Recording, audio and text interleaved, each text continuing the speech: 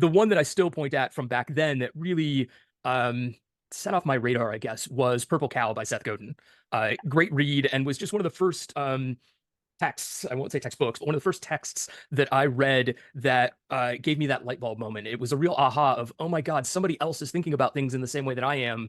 I'm not alone here, and this doesn't align to what I learned in college or ad school or anything like that. And so that was sort of a kicking off point.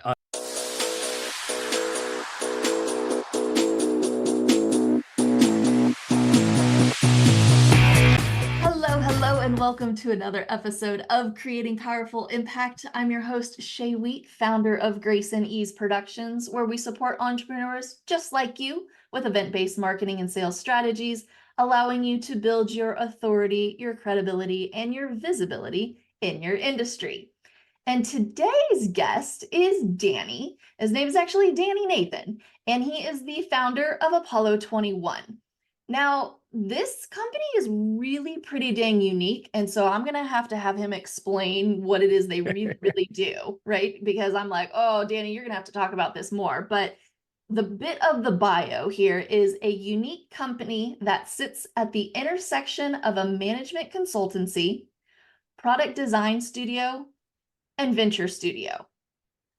In doing so, they help organizations rediscover an entrepreneurial spirit and establish a culture of innovation.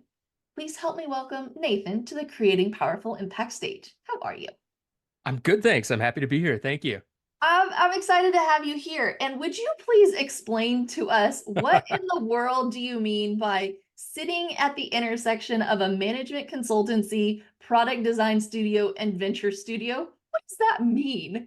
Absolutely. So, in the most simple terms, as a company, we are a venture builder. So, we help companies, organizations, and ourselves build and launch new companies and new products, usually with some sort of technology bent. And then the other thing that we do is help companies use technology to solve problems of some sort, usually operationally focused. So, we get a lot of clients that come to us with, some sort of operational problem. In the past, that has been anything from our MVP technology stack can't support our growth anymore. Can you help us tear it to pieces and rebuild it from the ground up? We've had folks come to us with a very simple ask of, we're drowning in email. Can you help? And that was a really interesting one, because what we found was the reason they were drowning in email is because they had no clearly defined process whatsoever. And so their process was, when you need something, send an email. Well, you can imagine Oh, how that goes. yeah. And then we've also helped companies launch entirely new products and new product lines. So we've worked with a delivery only restaurant company, for example, to help them migrate from the direct to consumer to the B2B catering space. We have worked with folks in the Western sports space to help them create technology that both help them run their business and also connect rodeo athletes and fans more closely. So we do a lot. So, yeah, the gamut. Anybody who really just kind of has an idea or a problem that they're wanting to utilize technology to support them in getting out of that pain and that problem. Is that right? In very simple terms, yes. We tend Got to it. focus on working with mid to enterprise sized companies. A lot of folks immediately say, oh, you must work with a ton of startups. And we do, and we have. That's kind of the venture studio side of our business. But our primary ICP, if you will, is folks in mid-sized to larger organizations who are looking to scale and either aiming for a new product that is additive to their existing portfolio, or they're looking to explore the possibilities of launching a new venture either within or outside of the walls of whatever they've built to date. Interesting. How in the world do you get into this line of work?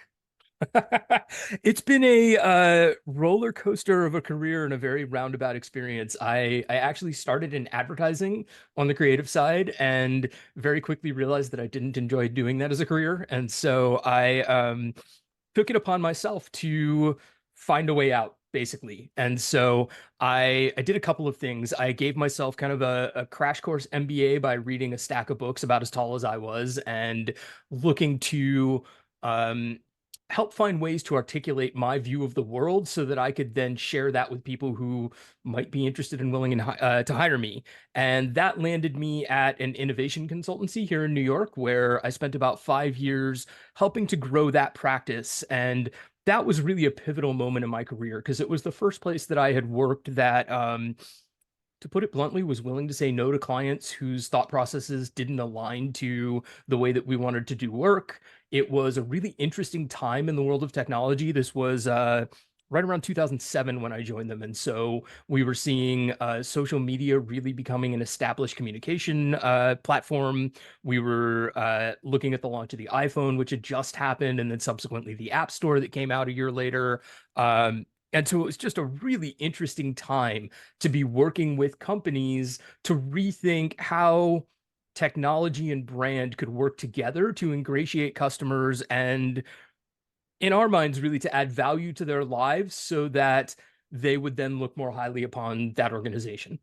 Mm, And so I did that for a while. That really introduced me to the world of startups and entrepreneurship, and I've been hooked in that space ever since. So I have bounced around a number of startups, usually in a head of product type of role, and eventually at my last company where I was serving as head of product, we took on outside funding, and one of the stipulations for that was that we had to help some of their other portfolio companies with their technology.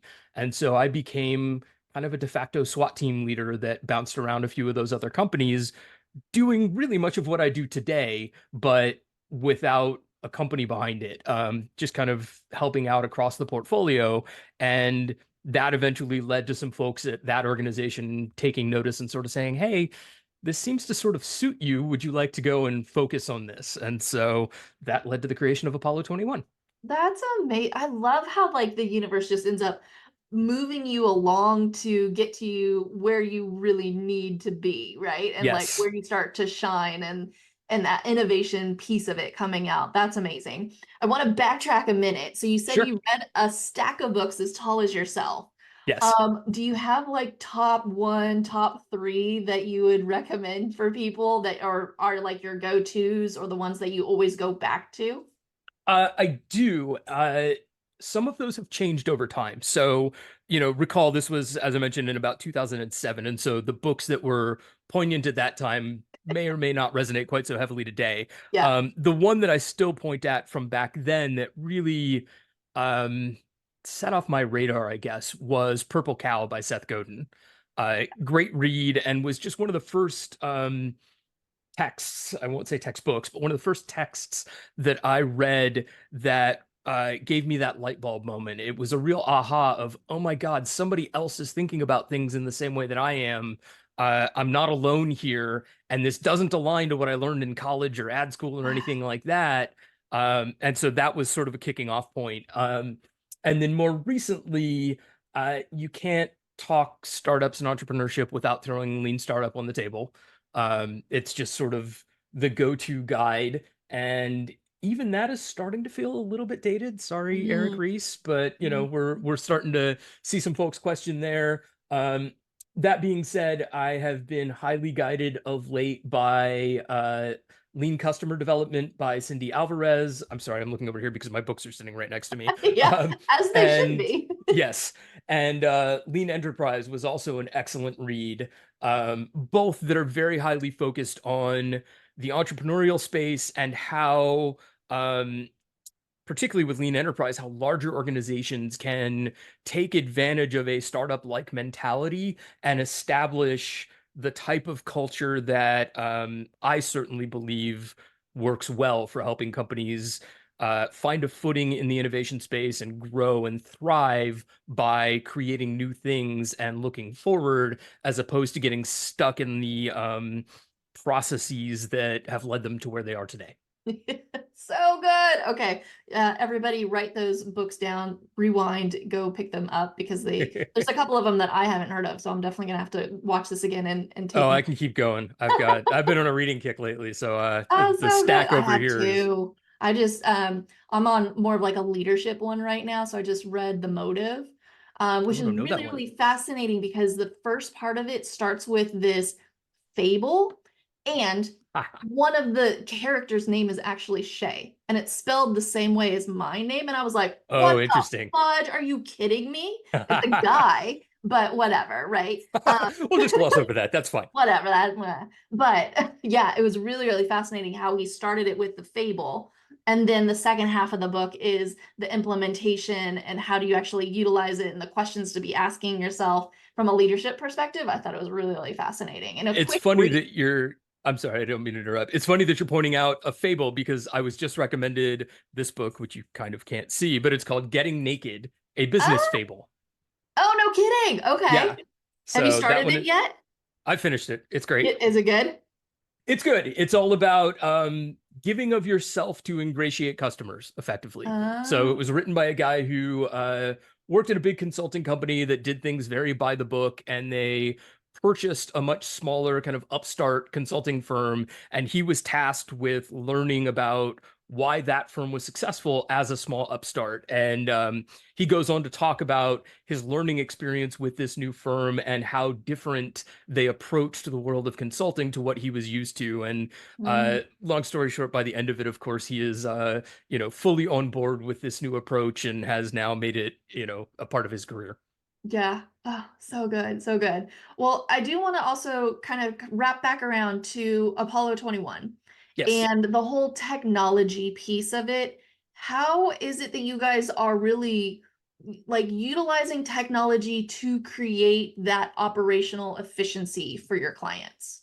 So that depends entirely on what the operational need is. And so when we talk about technology, generally technology is the deliverable that we create and produce for our clients. So it's less about us utilizing or installing technology and more about understanding what the operational needs are, where the pain points are operationally, or where the opportunities are in terms of growth and innovation, and then building technology to support those needs. And Mm. so, I mentioned earlier, I think I mentioned earlier that we've done some work for a Western sports company, for example.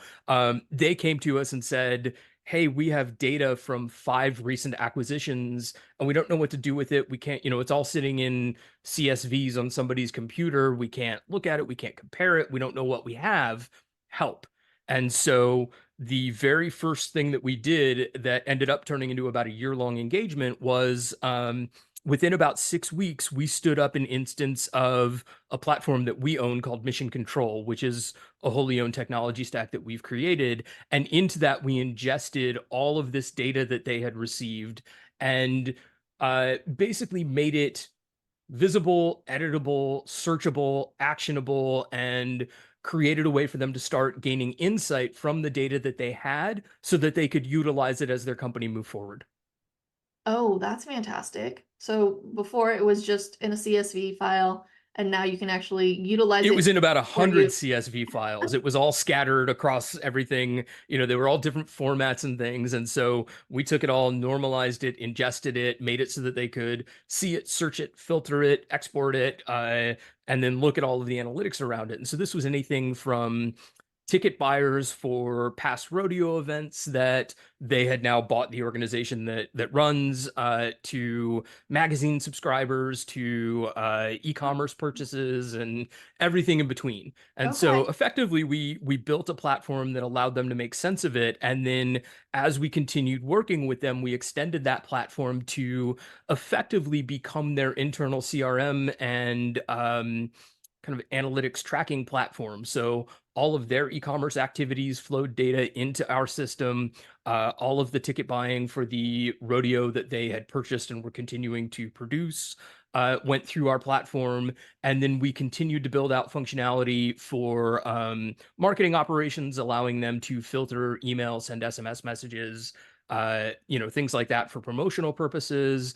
And then eventually extended that into what actually became a platform for the management and production of rodeo events. Oh, So one of the organizations that they bought was a barrel racing kind of oversight committee, and they were producing 600 barrel races a year. And so, I yeah, didn't even know that exactly. many existed. Neither did I, but apparently, if you're in a place where barrel racing is a thing, fairly often you can go out for your weekend barrel race. And so, they're doing that regionally across the country. And in aggregate, it's about 600 different events a year. And of course, putting those events on, keeping track of the results, helping people understand their standings within their region and then nationally, and so on and so forth, becomes a pretty daunting data task. And Mm-hmm. so all of that then got integrated into this data platform for operations that now underpins their business. Wow, that's amazing. Congratulations on Yeah. taking all of that just random information and creating something that's now supporting them in either buying more companies and supporting their clientele, really. And when Yeah. it comes down to it in the end at a higher level. I love that. Now, I believe you operate your company fully remote and you call it ROW, Yes. results-oriented work environment. How in the world do you guys do that? And what do you think is the success and how do you keep it successful? Because I think a lot of our listeners have very remote. I have a remote company myself. My Mhm. team's all over the place. But how is it that you make it successful in your world? So for us, we've been remote since day one, so it's the only way that we have operated. And for me, operating a row, a results-oriented work environment, is really about trust, flexibility, and accountability. So as far as I'm concerned, as long as you're showing up at the meetings that you need to be in to communicate with the team, I don't care where you are. I don't care when you get the rest of your work done. If you're one of those people that wants to work from 8 p.m. to 8 a.m., fine, as long as you're your 9 a.m. meeting so that we know what's going on. Um, and what it does for us is really helps to define the culture that we operate on. So I have a team that knows that when they need to go pick up their kids, they don't need to ask for permission. They don't need to tell me where they're going. They don't need to do any of that. They can go and pick up their kids. Or if they want to go take a vacation, for example, again, as long as they're communicating with the rest of the team and making sure that the work that they're responsible for is being managed while they're away, that's great. Go do what you need to do. Go take your mental health break. Go, hang with your kids. Go for a run. Go get coffee with your spouse. Like, I don't care is really what it Mhm. comes down to, as long as you're being productive. And so, again, to me, that comes down to trust and accountability. So I hire people who I trust to do their jobs well and to maintain an understanding of what the overarching strategic goal is that we are operating towards, both for ourselves and for our clients. And then we hold people accountable to achieve the things that are put in front of them. And as long as that's happening, the rest of it to me doesn't really matter much. Yeah, right. I've heard some people call it like batteries included, where it's like they've got their own drive internal to go and get their stuff done. But if they need Yes. to go here, there, whatever, but they know how to get their stuff done and when they needed to get it done by, and they're holding themselves accountable, right? It's like, okay, great. The batteries are already included. We don't have to put the batteries into you. We don't have to get you excited about it. We don't have to like pull you along to do Right. it. You have it within you to make it happen, right? Right. I like that. I might have to borrow that one. Because I know when I said it, you're like, wait a minute, what does that actually mean? Yeah, it caught me off guard. I was going, huh, okay. But yeah, no, that makes sense. And I dig that. Oh, so if we stick on the team side for a minute, Mhm. what is kind of your processes in terms of like developing new products and new ventures? Um, that That depends on the opportunity in front of us and who we're working with. But generally speaking, we have a relatively clear-cut process that we use for every project that we're approaching. And it starts with generally a discovery period, which is usually a 4-week process for us. And it's an opportunity for us to interrogate what's happening on the client side to ensure that we very clearly understand what the business goals are that they're trying to achieve. And it gives us the time that we need to learn as much about their business as we can in a relatively concise time period. Because when push comes to shove, folks hire us because we are experts at helping them utilize the process that we've established to accomplish growth in some measure, either new venture, new product, or problem solving that enables scale because it takes away from people time, for example. Mhm. Um, and so that discovery process is where we sort of ground ourselves in what's going on. And then coming out of that, we focus very heavily on customer development. So, one of the things that I have found throughout my career as an entrepreneur is that a lot of folks take the lean startup methodology, for example, and they try to move through it as quickly as possible, in part because some of what is advocated for within lean startup is the idea of speed and move fast and break things. And I think we're reaching a point where move fast and break things isn't necessarily the right approach. It's more about move fast, learn as much as possible so that you don't have to break anything. And so the customer development approach adds a ton of rigor to discovering what customers are lacking or what the pain points are that you could solve for, and starting out broadly and then narrowing in over the course of that customer development period to first understand the problem and the opportunity, and then begin to define a solution that you are validating at every single step of the way with customers by talking to them, so that by the time you sit down to design something, to write your first line of code, et cetera, you know exactly what it is you're building. You already have validation that people are interested in buying it. And often you already have your first 10, 20, 50 customers lined up because you've talked to them already. And somebody said to you, "Oh my God, you're going to solve that problem for me? For the love of God, call me when you're done, please." So it's kind of like the And so you've got, market research, right? You're actually asking yes, them what it is they want, and then you create it and deliver it to them. it's there's a fine point there, Shay. It's not as much about asking them what they want, it's about asking them where their pain and emotion lies. So where are Hmm. you having trouble getting something done? Because it's interesting. I actually just wrote about this the other day. The problem that people point out when you talk about asking them what they want is the faster horse fallacy. If you ask people what they want, they'll tell you that they want a faster horse. And where I begin to disagree with that is, yes, they probably will tell you that they want a faster horse, but as the person creating the solution to the problem, it's your job to understand, not your customers, that a faster horse might have an engine and wheels and not four legs and eat hay. Yes. So that's kind of the dividing line between asking them what they want versus asking them questions that allow you to unveil sort of what they need. And then provide them that stealth transformation. So if they're Yes. coming in for what they think that they need and want, but really you understand what they actually need and want, that stealth transformation that you're opening their eyes to and then can deliver. Yeah, and let's be clear, it's not always stealthy. I mean, like I said, we had a client that came to us and said, "We're drowning in email. Can you help?" And the solution was to understand their business and define and create their process with a piece of technology behind it that helped them adhere to and manage the process that they had defined. And so, if you ask them what they wanted, they would have said, "We want less emails." But Hmm. the thing that they needed was some sort of clear-cut process definition and a piece of technology in this case, or something that would help them adhere to the process that they have said will work for them. And of course, you Sure. may not get it right the first time, but that's where learning and iteration comes into play.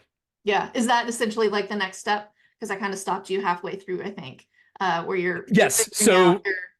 yeah, so we go through the customer development process, by the end of which hopefully we have a very clear idea of what somebody needs to solve a problem and is willing to pay for to solve that problem. Then part of what differentiates us, and you called this out earlier in the intro, we talk about living at the intersection of a management consultancy and a product design studio. And the management consultancy part is the understanding the problem, digging in to understand that when you tell me you have too many emails, the real problem is a lack of process, for example. And then the product design studio side is we have a full suite of executional capabilities and a team who is highly experienced at actually building the thing, unlike a lot of management consultancies who will hand you a 200-page report and say, here's what we found. We think you should do this. Have fun. I hate those. Oh my God. I see that with a lot of marketing companies, right? Hmm. And it's like, I just had somebody go, yeah, we've spent, $75,000 with them so far this year, and I have nothing to show for it. And I'm like, oh my gosh, if you spent $7,500 with me, I'm making you $1 million. You know what I'm saying? Like, or beyond with Yeah, our events, right? Like, I am getting you crazy awesome results. So, yeah.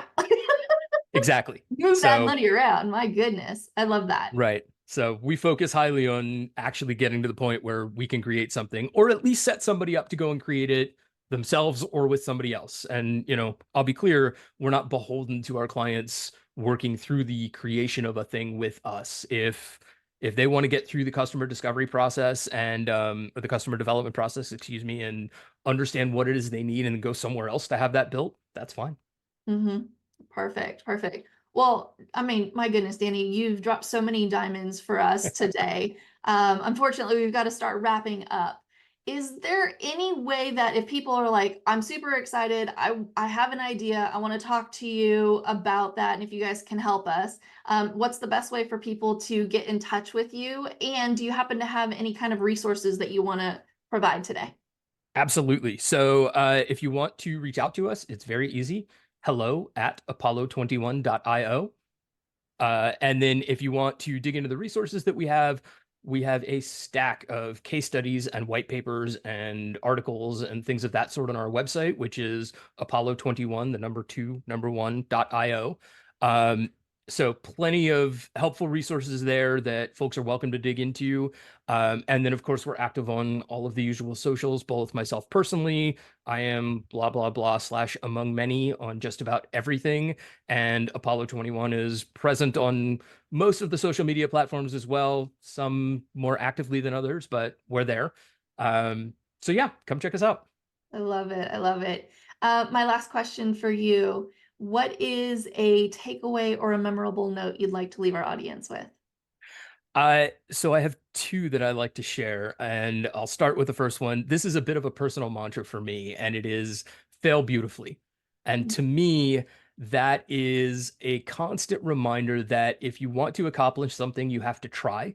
And if you are trying, you are going to fail at some point. I'm not saying you're going to fail holistically, but at some point in the process, you will hit a moment of failure. And to me, those are moments to be embraced because they're learning experiences. You know, we're taught from a young age that failure is a negative thing and that inherently, if you have failed, you have done something bad. And I don't believe that at all. I believe that if you have failed, you have learned. You have figured out a way that didn't work and therefore set yourself up, hopefully, to understand what to try next. So my first is fail beautifully. And my second, much quicker piece of advice is it will always take longer than you think it will. Doesn't matter what it is, it will take longer. This is true. Oh my God, Danny, thank you so much for being with us on the show today. And I want to thank our audience for joining us on another episode of Creating Powerful Impact. I'm excited for you to take all these lessons and resources that you've learned here today, start implementing them, and create even more impact in your world. Until next time, have an outstanding rest of your day. Take care.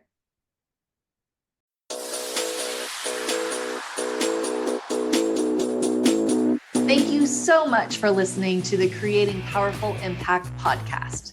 If you are a successful coach, speaker, author, or thought leader who would like to be on this program, simply visit creatingpowerfulimpact.com/guest. If you are someone who got something out of this interview, would you please do me a favor and share this episode on social media?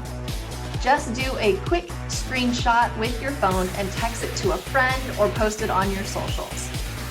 Also, if you know somebody that would be a great guest, tag them on social media to let them know about the show and include the hashtag Creating Powerful Impact. I love seeing all of your posts and great guest selections. We are regularly putting out new episodes and content. To make sure you don't miss any episodes, go ahead and subscribe. Your thumbs up, ratings, and reviews go a long way to help promote the show, and they really mean a lot to me and my team. Want to know more about us? Head on over to our website, graceandeaseproductions.com, or follow me on LinkedIn, Facebook, or Instagram. Just look for Grace and Ease Productions on your favorite platform. Thanks for listening. We'll see you next time.